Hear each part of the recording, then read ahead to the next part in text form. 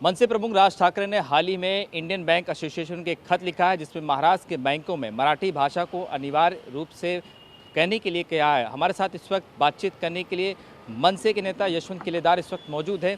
Sir, ये बताइए कि जिस तरह से मनसे प्रमुख राज ठाकरे ने जो खत लिखा है इंडियन बैंक एसोसिएशन को, क्या ये खत है और इस खत में क्या किन बातों को रखा गया है और ख़ासतौर पर मराठी भाषा को लेकर मनसे किस तरह से अपना आक्रामक रूप दिखा रही है?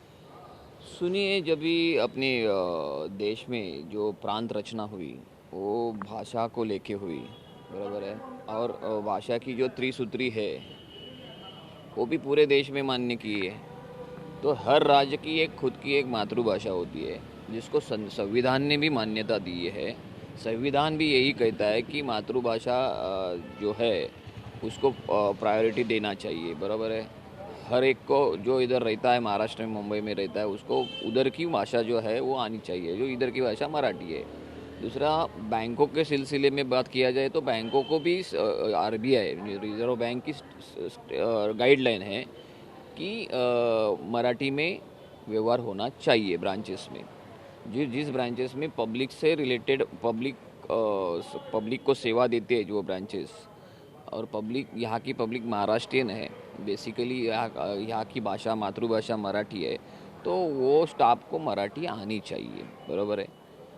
और इधर बैंक में क्या होता है, बहुत सारे नॉर्थ के लोग जो परीक्षा दे के इधर आते हैं, उनको पोस्टिंग उधर एक साल उधर ही करते हैं, एक साल के बाद मुंबई में ट्रांसफ़र लेते हैं।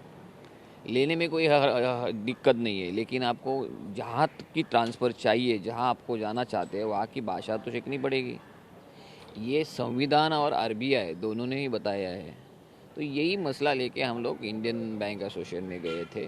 उनको यही सिलसिले में वो उनको लेटर दिया है, और उन्होंने भी यही कहा कि ये सब मैंडेट है, ये गाइडलाइन मैंडेट है।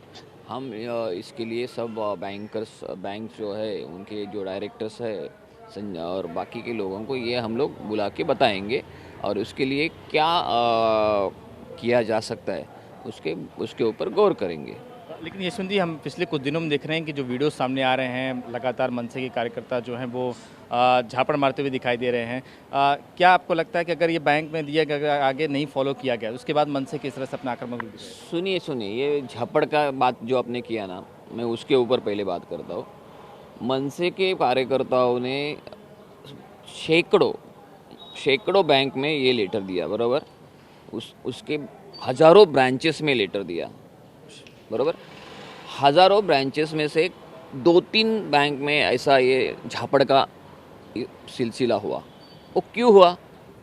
वहाँ का कोई स्टाफ हो या कोई वो सिक्योरिटी गार्ड हो, अगर वो बोलेगा कि कौन सी मराठी गई तेल लगाने, अगर ऐसा कोई बोलता है, ऐसे कोई एक्शन करता है, तो उसको रिएक्शन तो मिलेगी ना भाई। क्यों नहीं मिलेगी? आपको मराठी नहीं आते, आप प्यार से बोल सकते हैं, हम लोग सीखेंगे, बोलेंगे, विनम्रता से बोलेंगे तो कोई नहीं कुछ बोलेगा ना।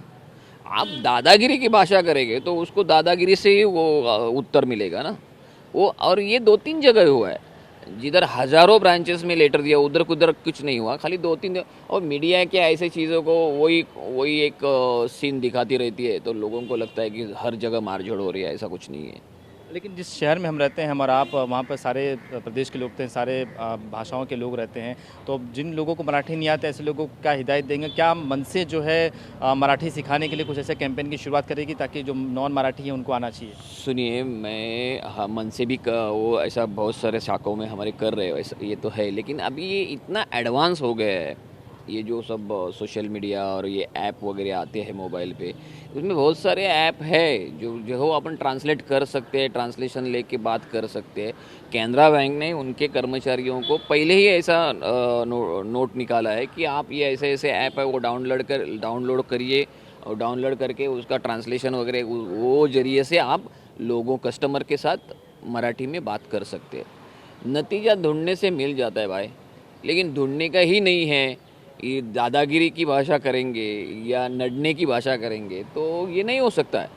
अगर घुल मिल के रहना है तो हर एक ने एक दूसरे को समझना चाहिए, और वो समझने का जो स्टैंड है वो एक तरफ से नहीं होता है ना, दोनों तरफ से होना चाहिए। अगर वो हो सकता है तो कुछ दिक्कत नहीं है, सब सीधा ठीक ठाक होएगा, लेकिन करने की इच्छा चाहिए। यशवंत जी, एक आखिरी सवाल कि बीएमसी चुनाव सर पर है और आने वाला है और कई महानगर पालिका के चुनाव है। कई पॉलिटिकल पार्टियां इस मुद्दे पर जो है बात करने से कतरा रही। क्या लगता है कि वोट बैंक का खतरा उनको भी मर्डर, चाहे हम शिवसेना यूपीटी की बात करें या कांग्रेस की बात करें, एकनाथ शिंदे की शिवसेना की बात करें, बहुत लोग कतरा रहे हैं इस बात पर डिस्कस करने के लिए। सुनिए कैसे है, हम इलेक्शन सामने रख के कभी हमारी भूमिका तय करते नहीं। हमारी पक्ष जब से लॉन्च हुआ है तब से हम मराठी को लेके काम कर रहे हैं, हिंदुत्व के लेके काम करें। हम चुनाव को लेके स्टेटमेंट करें और वोटर्स के लिए, वोटर्स को अच्छा लगे ऐसा स्टेटमेंट करें जिसमें महाराष्ट्र का हित है कि नहीं, ये भी सोचना चाहिए ना। अगर बाकी की पार्टियाँ खाली चुनाव को लेके स्टैंड लेगी तो वो उनका स्टैंड है, लेकिन हमारा ऐसा स्टैंड नहीं है कि वोट मिले या ना मिले उससे हमें फ़र्क नहीं पड़ता है। हमारी भाषा, हमारा मराठी मानुस, इनके खिलाफ अगर कोई जाता है तो उस मराठी मानुस और मराठी की भाषा के लिए हम लोग खड़े हैं, ये हम बताना चाहते हैं। और हम पहले से पक्ष जब हमारा लॉन्च हुआ तब से हमारा यही स्टैंड है और यही स्टैंड लेके हम चल रहे हैं। रही हिंदुत्व की बात है, कुछ लोग लोकसभा आएगी, विधानसभा आएगी तो हिंदुत्व याद आता है, मुस्लिम लोग याद आते हैं। कॉरपोरेशन और ये स्थानिक स्वराज्य संस्था की इलेक्शन आए तो मराठी याद आती है। ऐसे हमारा नहीं था, हमारा शुरू से एक ही स्टैंड है। और हिंदुत्व भी हम हिंदुत्व हम भी मानते हैं, हमारी पार्टी भी हिंदुत्व की घोष करने वाली पार्टी है। हिंदुत्व हमारा प्राण है, लेकिन मराठी हमारा श्वास है ना, और बिगर श्वास से प्राण कैसा रह सकता है। तो ये बात हर पार्टी ने समझनी चाहिए कि पहले अपनी मातृभाषा है, अपने जो लोग हैं, महाराष्ट्र के लोग हैं, उनका हित देखना चाहिए। चुनाव वगैरह बाद में आते रहते जाते रहते, ये हित तो उनका देखना ही चाहिए और वो देखते नहीं है।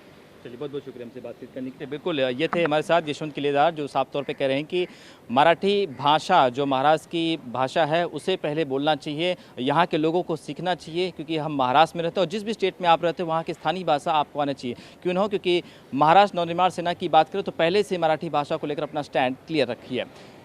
कैमरामैन साई के साथ शुभम पांडे, TV9 भारतवर्ष, मुंबई।